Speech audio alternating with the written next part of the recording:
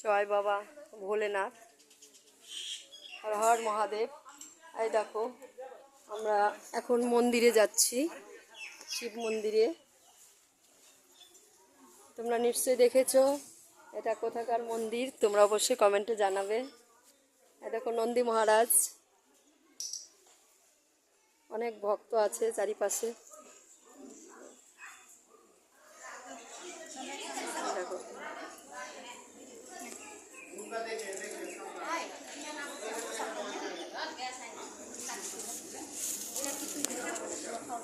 দেখো ভক্ত দর্শন করো।